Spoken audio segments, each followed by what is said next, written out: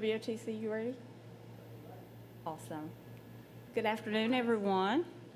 I'm excited to be here today with our media partners, and we want to thank them for their presence and ongoing engagement.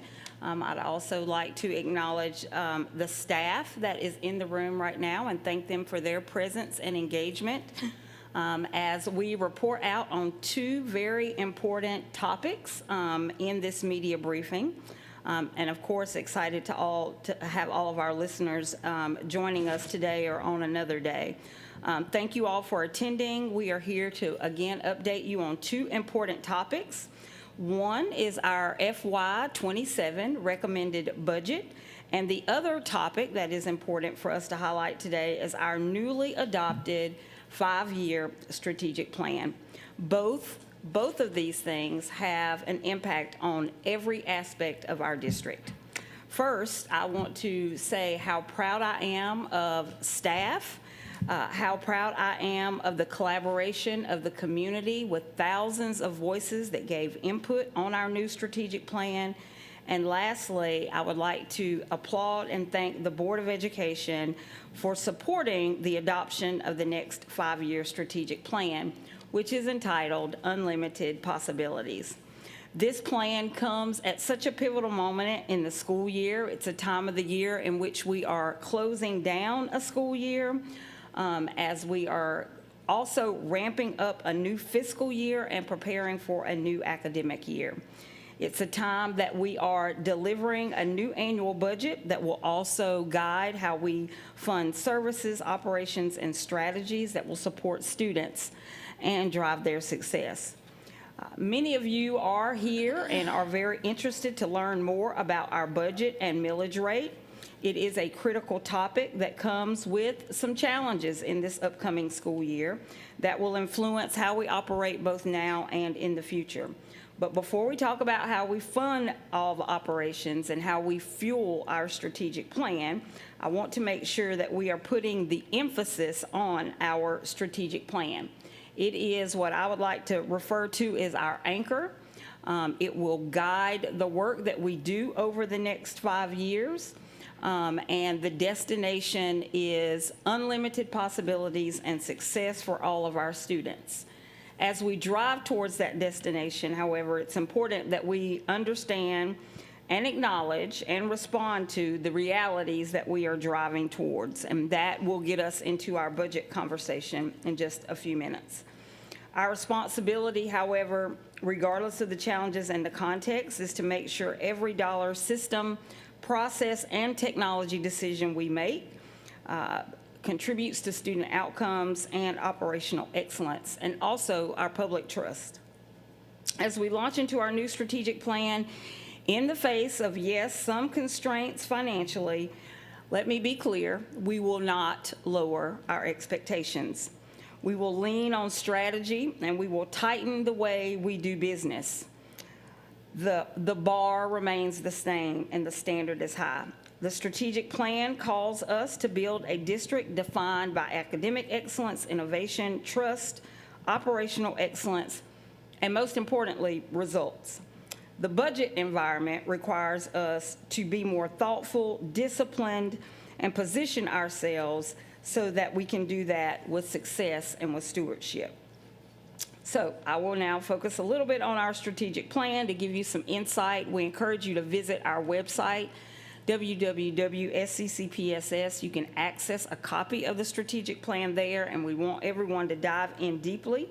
But today, to give you kind of a preface and an overview, it is a plan that I am confident will turn the district's vision into action. It sets for us clear priorities, measurable outcomes, and accountability for success. And most importantly, it was not built in isolation. It was built with community voice, which included students, teachers, staff, businesses, and everyday community members. So this is not just a plan. It is truly a shared commitment to deliver better outcomes for our students. At the heart of this plan, it's so much more than about achieving improvement. it truly is about transformation. It's about the student experience, and it's about readiness for the future, not only for the district, but for our students. It's about creating a district where academic excellence is also the baseline standard for every student. This plan is grounded in purposeful action. It calls for us to think boldly, act consistently, and align our efforts to what matters most, which is our student success. It also demands some things from us. Most importantly, it demands belief. Belief in our school district, belief in our students and their families, belief in our educators and our staff, and belief in what is possible when a community will come together around a shared purpose. We have to put our students first. We have to honor every voice, pursue excellence, act with integrity, and own our results. This plan defines the expectations for students every day. You will see some repetition in our strategic plan that talks about every student, every day, and every school, and that was intentional. This is the high-quality baseline experience that I would want every child, regardless of the zip code or the school attended, to have. And built on this foundation, we have 4 district-wide pillars that will define what must be true in our district to be future-ready, high-performing, and trusted by our community. The pillars include academic excellence, world-class talent, engagement and partnerships, and operational excellence and accountabilities. And again, these pillars represent a shared commitment, and we know that together they create the conditions that are needed to provide a predictable, future-ready experience for our students. Every decision we will make over the next 5 years, be it budget or action as it relates to our strategic plan, will start with one question. How does this action, how does this dollar, how does this decision improve outcomes for our students? And our plan is anchored in improving teaching and learning, but also there is an emphasis on overall operational excellence. We have planned a metric and accountability system that will help us know where we are in terms of our progress along the way. We will be monitoring those metrics and pivoting and making refinements as needed. We will be tracking and adjusting our metrics over time to ensure that the strategies that we have identified are working in the manner in which we predicted. The standard is high, and as your superintendent, I commit to transparency. Transparency when we experience success, but also at times when we experience challenge and we're not experiencing the success that we desired. I promise that I will have the transparency to talk about those both publicly and internally. Our plan has 5 goals that will be public facing, in which I will be held accountable as well as the community as a whole. And those goals speak to, first and foremost, literacy. That remains our North Star. By 2031, 90% of students in grades kindergarten through 2nd grade will demonstrate strong foundational literacy skills. And also, by 2031, 95% of all 3rd grade students will meet the Georgia Milestones reading on grade level benchmark. Again, reading literacy remains the North Star in our plan and in our daily work. Our plan also takes into account ELA, which includes some of those other skills around language and writing. And math will also be measured. And by our measurements, by 2031, we want English language arts and math achievement results to be reach a 70% or 70 weighted content mastery score on the Georgia Milestones. Student attendance is important in our strategic plan, and it is a metric that we will measure and count daily. In order for our students to learn, they must first of all show up. So by 2031, 90% of students in grades K through 12 will be absent less than 10% of enrolled days. We also have goals that will be tracked and monitored around belonging and future readiness, which will include work-based learning, dual enrollment, and signature experiences. Again, I believe the future will be defined by how much we believe and how boldly we expand opportunities and experiences for students. It will also be based on how we deliver on our commitments and how intentionally we prepare for every learner to thrive in an ever-changing world. So that's a little bit about our strategic plan. I want to move now into our budget update and millage rate. Since I've been superintendent, which I am now closing my third year, this budget process has been one of the most challenging that I have experienced since I have been the superintendent. Every year since I've been here, we strive to deliver a budget that is strengthened by expenditure controls. We wanted to invest in every budget in our student outcomes, and we wanted to carefully balance the impact on the taxpayer. Those standards and how we operate have been no different in this budget cycle. However, the reality in which we are operating shows up a little bit differently for us this year. Current expenditures outpace available revenues, and I am kind of referring to that as a squeeze. We have higher cost in our district, driven a lot by our compensation models and decisions. We have mandatory things that we have to do that the state imposes on us, yet what we are getting in terms of revenue is declining. And this year we have seen a significant decline in how much we have anticipated that we would be getting to fund and fuel our next strategic plan, as well as to sustain our daily operations. Even though there is a gap between our revenue and what we predicted would be our revenue, I am recommending to the board that we keep the millage rate flat, and I will also be making other recommendations that support our employees in terms of compensation and support, and also prioritize our schools. We are entering 2027 with significantly reduced revenue than what we expected, and I want to be clear about that. And given that, there is greater uncertainty. We know that the recent legislative changes around homestead exemptions have impacted us in a way that we did not anticipate. We also know that a significant portion of the budget is required of us because they take into account state cost and obligations, such as our teacher retirement system and our state health benefit system. Those costs continue to go up every year. And there are also unfunded mandates. This budget also acknowledges these revenue constraints, all of the legislative impacts, and this is the new current reality that we are operating in. The district received our tax digest information on June 11th, and we didn't quite anticipate the full significance of this, but it did lower the revenue much more than what we anticipated.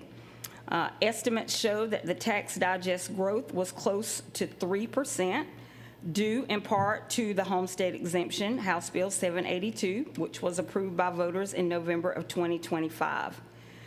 Given the relief that our taxpayers experienced, we are receiving $8.7 million less than what we projected in revenue growth. This exemption is applied in addition to other existing exemptions for homeowners. The tax relief is a win for our taxpayers. It makes things a little bit complicated for us, as you also take into consideration declining enrollment, lower QBE funding, state grant expirations, and overall declines in the tax digest growth in general. In essence and in summary, the revenue impact has been about $28 million less than what we anticipated.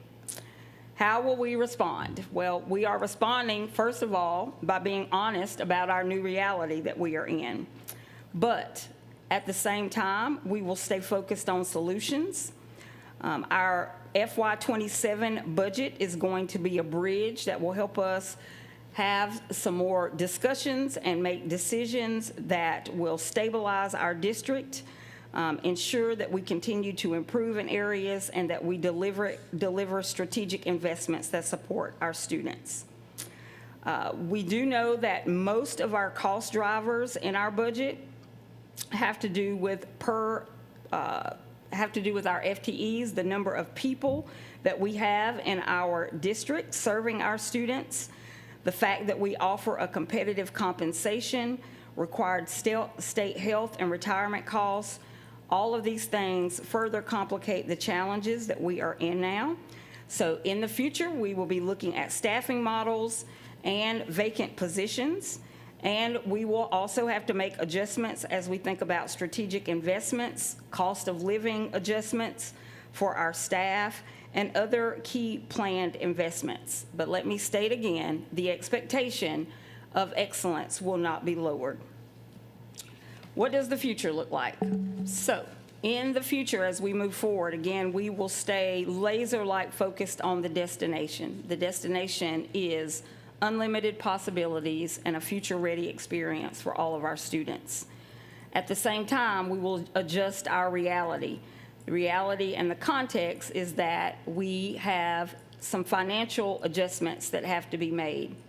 Not a one-year budget. We can't just focus year to year. We have to look at a multi-year strategy that will consider strategic investments, sustainability, and looking at outcomes.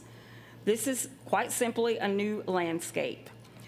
Projections for our constraint revenues are real, and we will continuously look at how we balance the budget, both upholding what is legally mandated for us to do, but also what we must do strategically to serve our students. The budget will require some difficult decisions, and future budgets will require the same. But at the end of the day, this district has much to offer. I'm proud of the work that has been done and remain proud and excited about the future. We are making great strides, and I'm confident that we will continue to do so. We have the people in many rooms and in spaces, in schools and in offices, on bus lots and in cafeterias that are committed to our students and who will deliver our goals and remain clear, disciplined, innovative, and honest about what we can sustain and what we will do. So with that said, that concludes my remarks. I am open to any questions that we have. Kay McCann, WTOC. The first question, both of those things you talked about felt very different, right? The 5-year plan is new, exciting, and a way to grow, and then the budget doesn't necessarily reflect that idea. So how do you guys plan to implement that 5-year plan with, all the struggles that you just mentioned are in this year's budget and in budgets to come as well? Yep. So since I've been in the district, this is the situation that we're in now was not unforeseen. It wasn't something that is a huge surprise, right?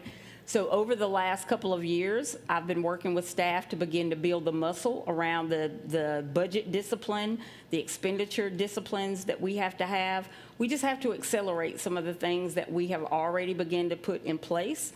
We have to accelerate and mature those things. In addition to that, in the upcoming year, we will be looking at things like benchmarking staff with other districts that are similar hours in demographic and size. We will be looking at our footprint in terms of facilities. We will be looking at everything and really taking a look at what matters most and making sure that we invest dollars in those areas. And it's going to require some choices and trade-offs. I want to, again, just reiterate the fact that the destination, student success, is not an option.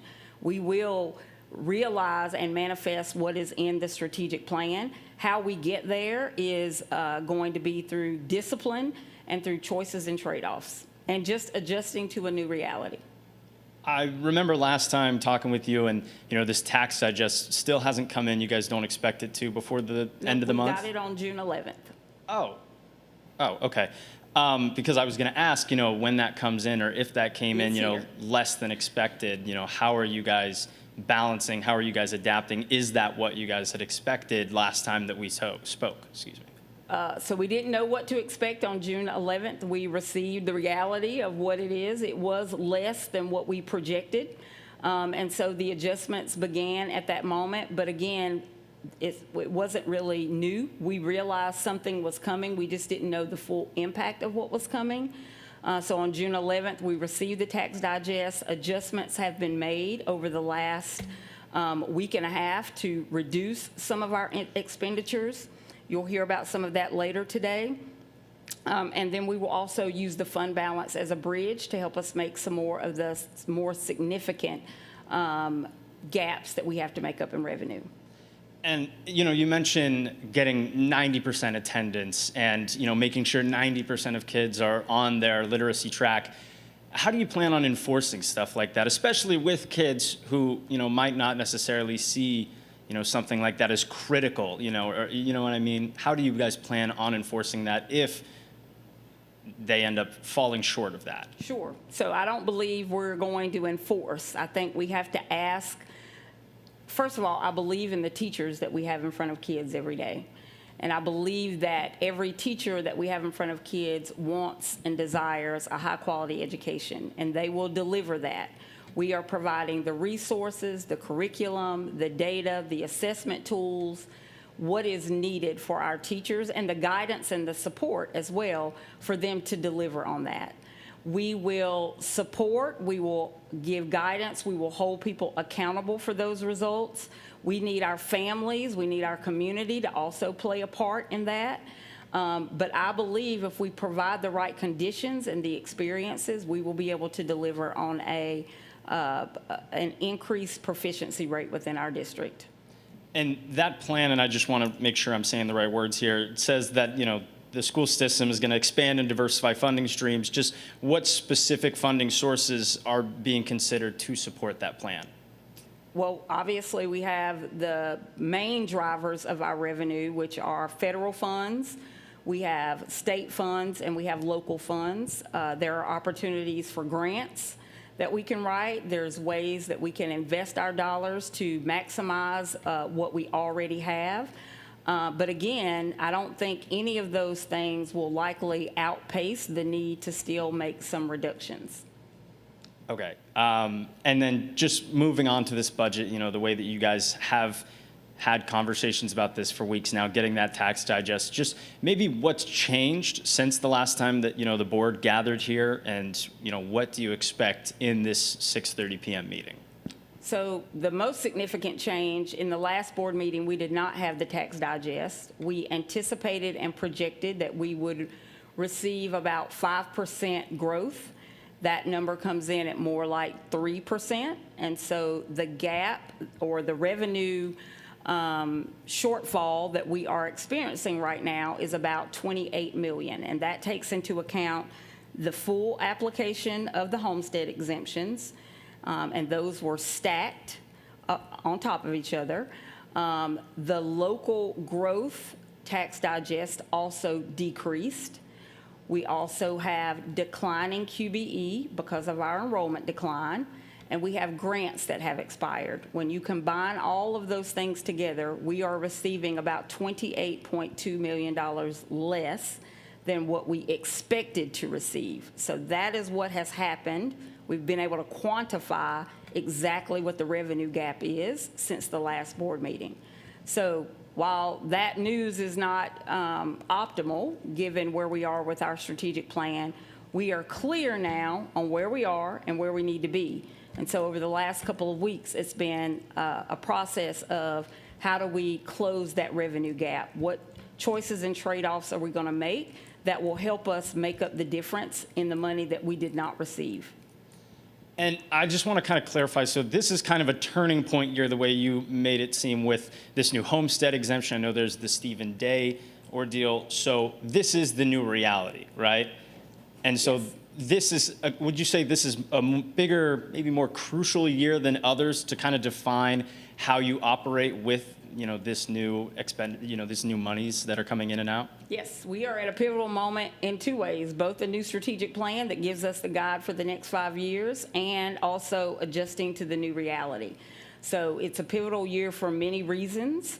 It is a year that we're going to have to accept the new reality. And my just hearing from people that have been here much longer than I have, it's a reality that our district has not faced in over 10 years, at least 10 years, maybe longer. And that is going to require mindset shifts, changes in practices, the way we think about our work, the way we do our work. But again, it's not a huge surprise. We anticipated this. I've anticipated it since I've been here. So we've been acclimating to the new reality. But this year, we will have to be on full throttle as we acclimate. And so I'll be doing a lot of conversations with internal staff and in the community about the new reality, because there will be some things that we have had in the past that we will not continue to have or be able to do. And just thinking about one of those that I remember was, I don't know if staggering or delayed is the right word, but paraprofessional hiring.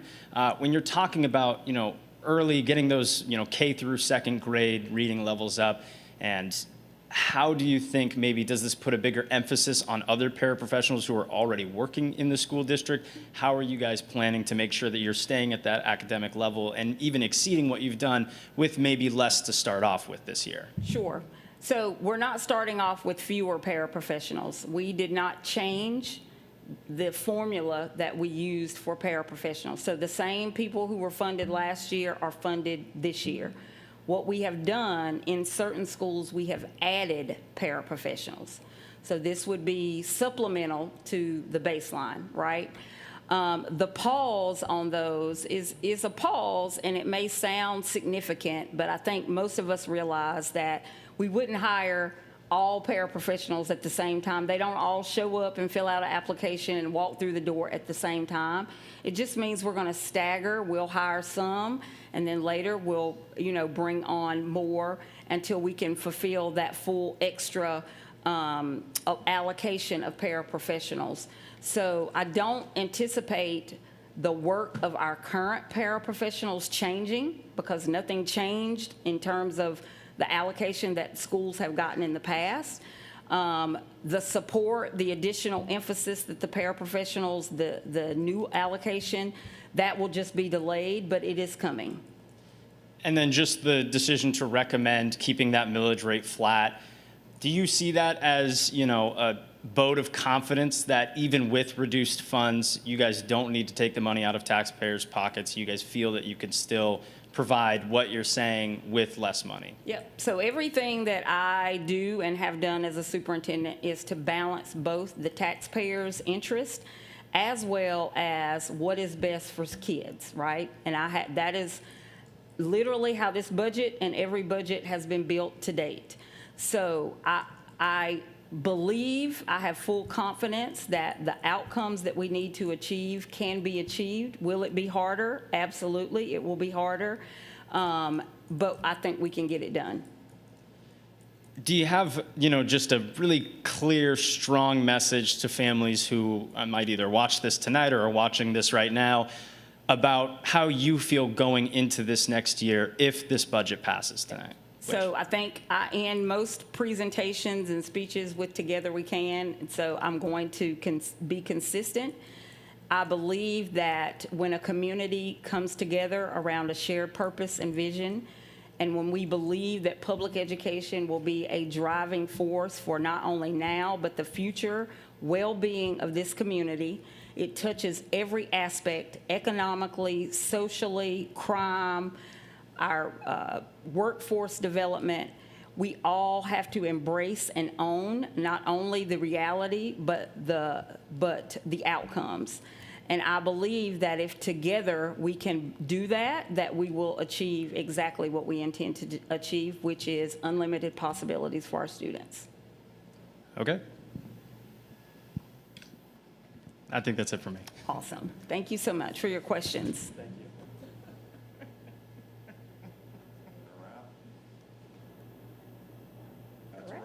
That's a wrap. Thank you, guys. Thank you. Thank you.